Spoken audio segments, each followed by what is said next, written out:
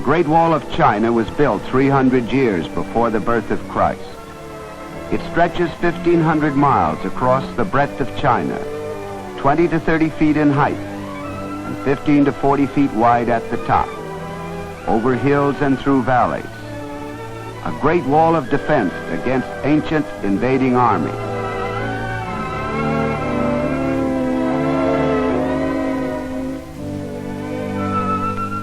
Just before it reaches the sea, it passes within 35 miles of Beiping. Beiping, or Peking as it used to be called, was built in the 15th century, the same century in which Columbus discovered America. It is an ancient city and the most beautiful in China. There are walls in Beiping too, a wall around it, walls inside it, even walls around individual houses. But these walls of defense were not the only walls in China. There were other walls too, walls of fear and superstition, and they served to isolate this great nation from our modern world. But today things are changing. The old walls are coming down. The ways of our Western world, both good and bad, have come to China, and they've come to stay. Education in place of ignorance, interest in the future as well as the past, the speed and strain of modern living. Beiping, a great Chinese city, is stirring in her sleep. Here, away from the main business section, are the hutongs, the walled alleys where the people live.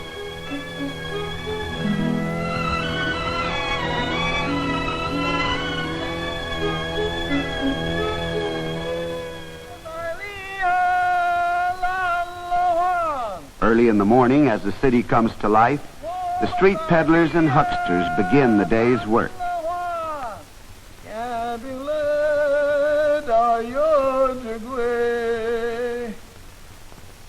Each type of vendor has his own distinctive street song, accompanied by a rhythmic beat on wood or metal, sometimes a drum or bell.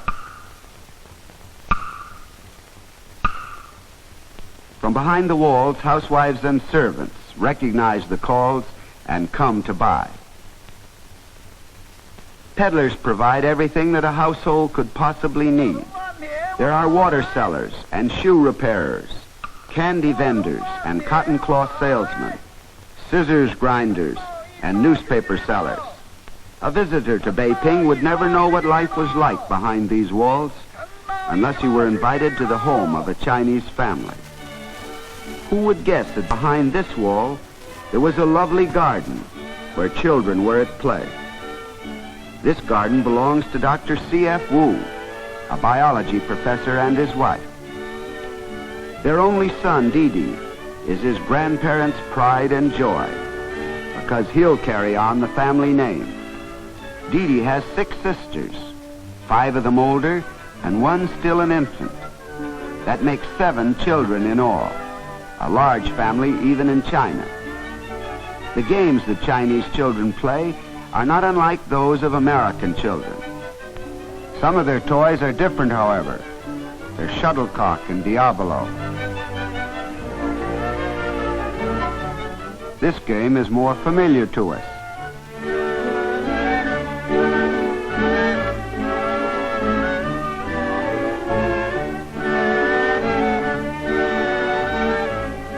But children in China go to school too, if they're lucky. In this family, the teacher is mother herself. The family food budget was so limited because of inflation that Dr. Wu decided that the only way the children could be kept healthy on their meager diet was to control their activities and conserve their energies. Since this could only be done by close supervision, Mrs. Wu decided to teach them herself.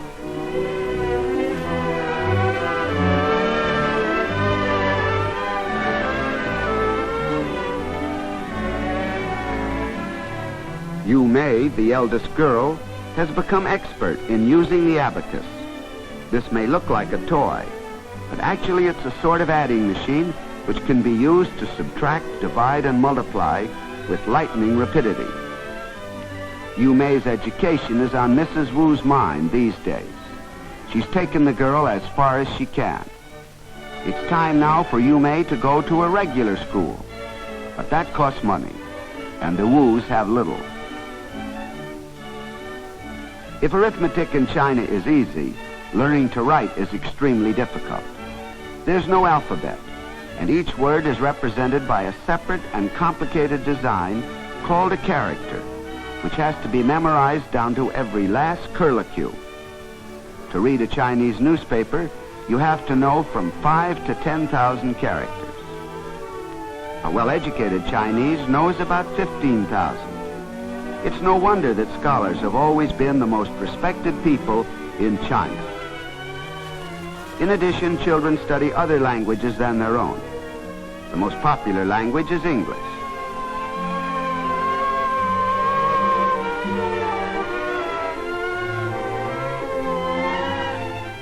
Mrs. Wu can't forget that she's a mother as well as a school teacher, and it's time now to prepare the baby's formula.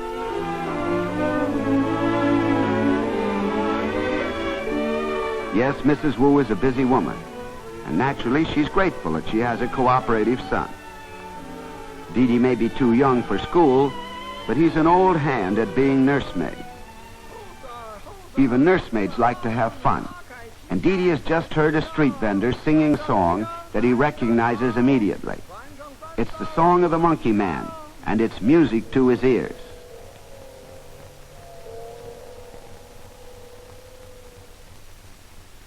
He can't wait to break the news to Mother, thereby throwing the classroom into a state bordering on chaos. The school teacher knows when she's licked, and class is dismissed.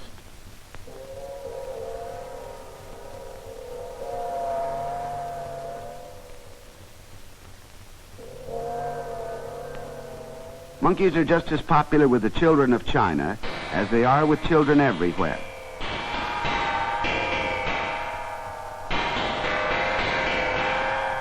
This one has obviously been to the Chinese theater, and notice that Chinese actors wear masks.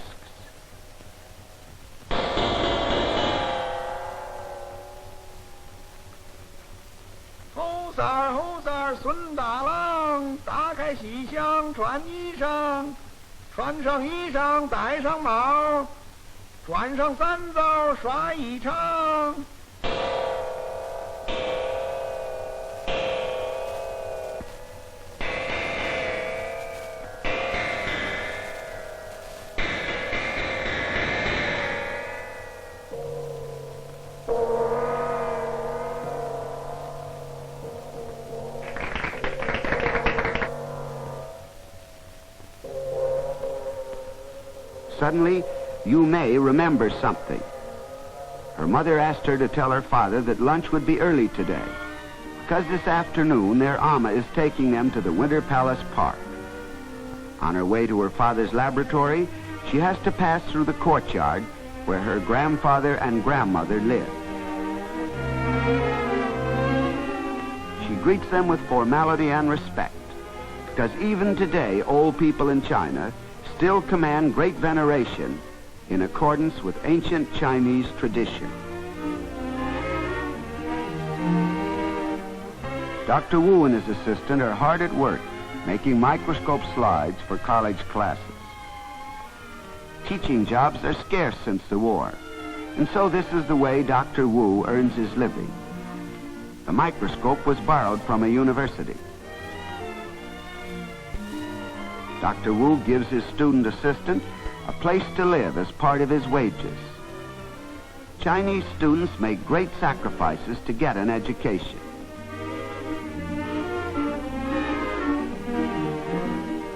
Meanwhile, lunch is being prepared. Turnips are more plentiful and cheaper than most vegetables in Beiping, and consequently are part of almost every meal.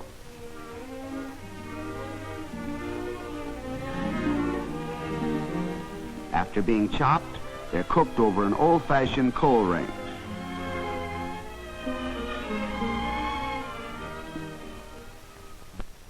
There are no modern conveniences in Chinese kitchens, often not even running water. All drinking water is boiled to prevent disease, and is usually drunk hot.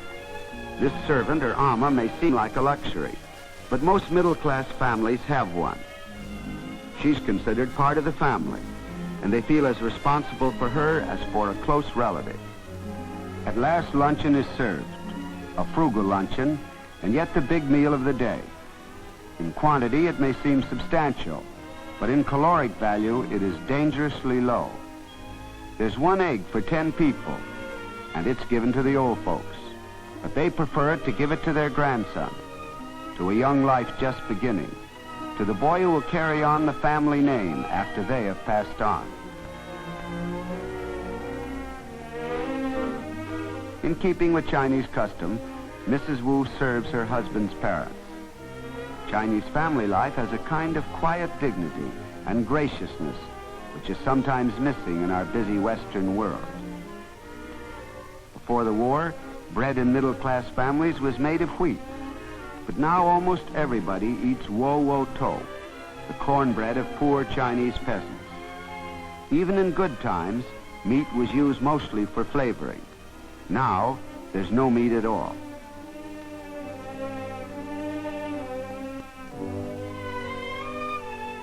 After lunch, the children go with their ama to the Winter Palace. In pavilions and terraces along this artificial lake, Chinese poets once composed their songs, while courtiers and royal ladies laughed and played. Mrs. Wu had the girls' ama take them on this trip to stimulate their interest in the historic past of their great nation.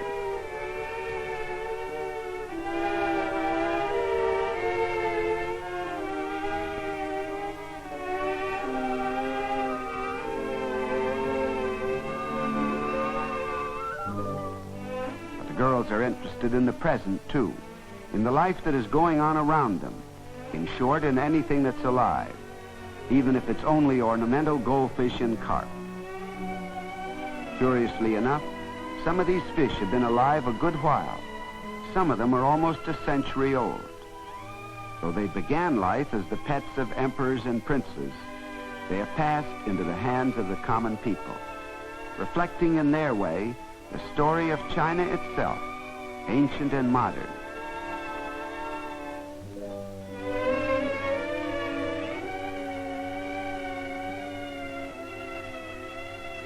Meanwhile, back in the Wu household, another chapter in the story of China is being written. A relatively small chapter, perhaps, concerning the future of only one Chinese girl. Dr. Wu is wondering how he'll raise the money to send Yu Mei to school.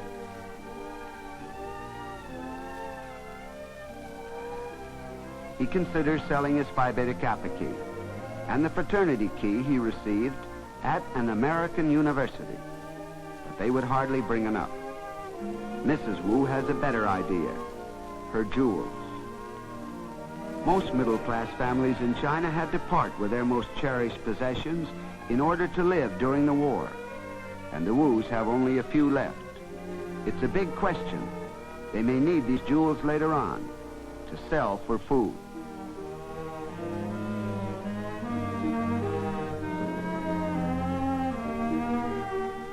For the Chinese, no sacrifice is too great for education. They prize it traditionally, but also because they realize its importance for their nation's future. They prize it in a way that we can never understand. We take it for granted. For them, it is something to be fought for. Bedtime comes very early for the girls, as part of Dr. Wu's plan for conserving their energy.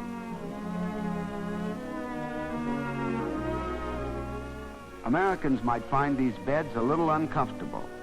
There's no mattress, just boards covered by a quilt. But Chinese children learn to like their hard beds. In fact, some Chinese students who visit America complain about the softness of our beds and prefer to sleep on the floor. The mosquito netting is necessary in Beiping because the malaria mosquito still exists there. And now it's time for sleep. The next morning, firecrackers are set off to celebrate a holiday. It's Grandfather Wu's birthday. and a formal ceremony will be held. Seats of honor are set on each side of a table, where the historic figure of the god of long life adds his charm to the decoration. Long noodles wound into a pyramid symbolize long life, too. These noodles were made early in the morning by the Amma, and this is the way she did it.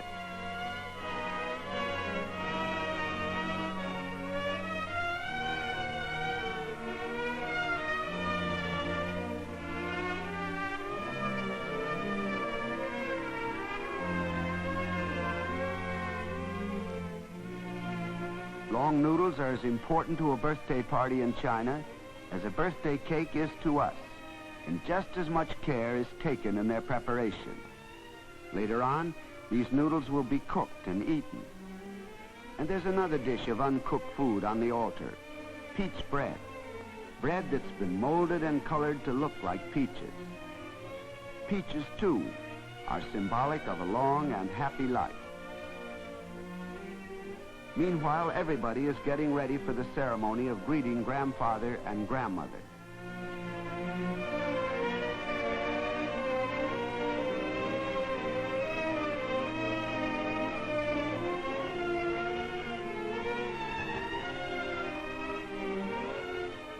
The Amma helps the younger girls fix their hair.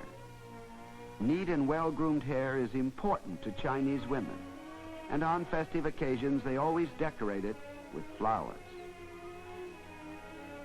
Dee Dee is busy admiring a new pair of leather shoes, a change from the homemade cloth shoes he usually wears. At last the ceremony begins. Grandfather and grandmother take the chairs of honor and get ready to receive the greetings of the family. Western customs may have come to China, but on occasions like this, the ancient and time-honored traditions still assert themselves. First, the older generation, Dr. and Mrs. Wu, come in to pay their respects. In the old days, they would have made the old-fashioned kowtow and bumped their heads on the floor. But today it is enough to bow respectfully. Grandmother was born at a time when women's feet were still bound. This custom has almost entirely died out today.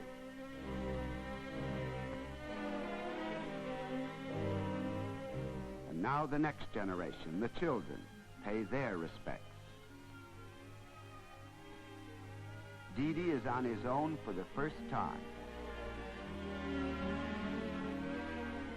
Last year he did it this way. Even babies pay their respects on a grandfather's birthday. That afternoon, Grandfather, who was obviously in a holiday mood himself, decides to give the girls a treat. A treat in Beiping usually means an outing. The trip today will be to the Temple of Heaven, the most beautiful example of religious architecture in the whole of China, and another monument to man's belief in a power beyond himself, no matter what his creed.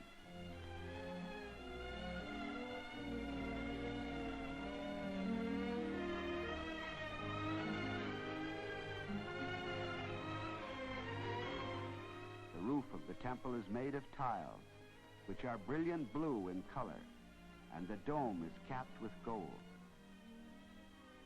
Even to the Christian Chinese living in hardship and poverty today, the temple may bring inspiration out of China's glorious past for courage in facing a far from certain future. But courage is not enough, and the educated Chinese, like Dr. and Mrs. Wu, know this. More and more of their countrymen must have the opportunity for education. Only then will the old walls of fear and ignorance disappear, so that China may take her rightful place in the world today.